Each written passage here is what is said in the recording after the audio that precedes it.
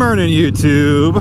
How are my bird brains doing? I'm going with bird brains. I know I asked you guys last video, or not last video, but a few videos ago, and it was pretty much split 50-50, so I'm gonna make the executive decision, and you are now bird brains.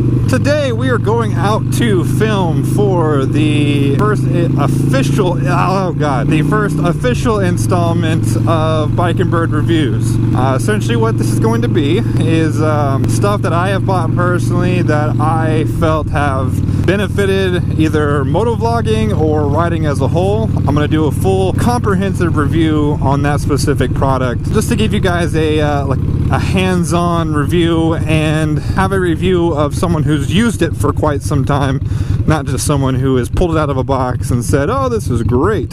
Because what I have learned firsthand is some of the products I bought I have loved the first few weeks I've been using them, and after a while they just turned to be crap. So this is kind of going to be like a behind the scenes type video showing where I filmed them, things like that. I had to wait till kind of later in the day that I wanted to because we had some cloud cover this morning.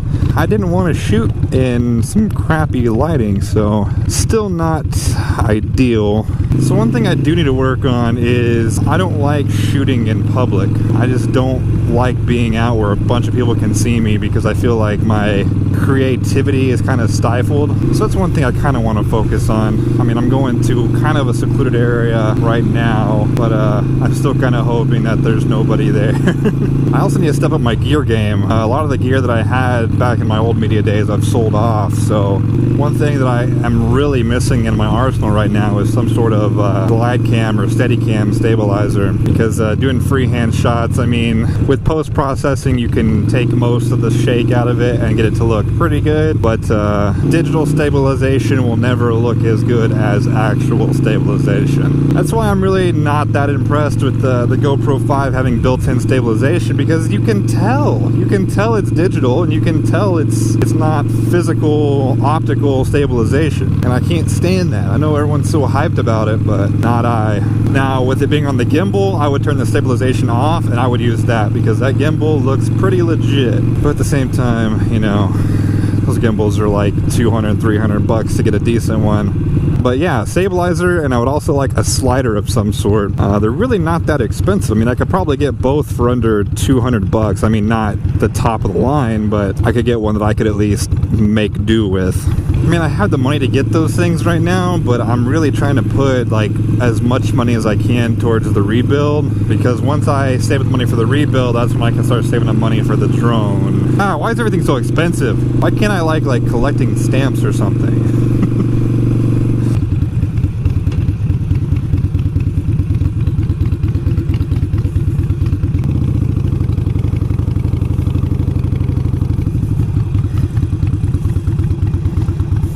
See how this looks.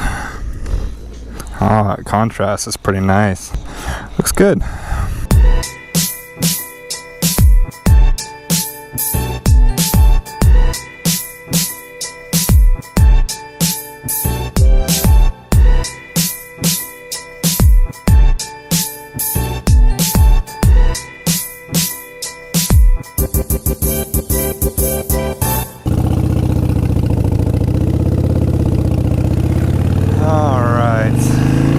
A lot harder than I thought it was going to be.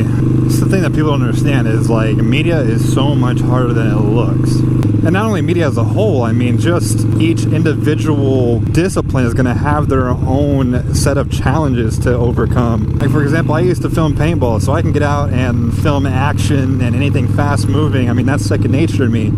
But having to sit here and film stuff that's standing still and try to make it look interesting, not my forte. I did learn a few lessons though for next time, like bring water.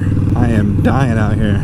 So I thought of a name that I'm going to name that review series. The series is pretty much going to be reviews of everything motorcycle and motovlog related. And I thought it would be kind of cool, like I mentioned earlier, I have trouble like filming in front of people and where people can see me.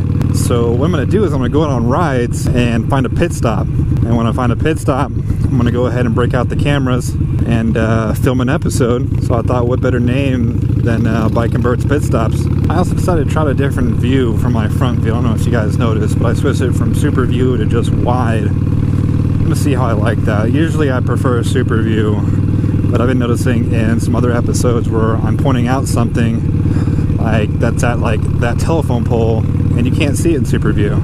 Well guys, that's it for today's little motovlog update behind the scenes BS. I hope you guys really do enjoy these reviews. They are a ton of work.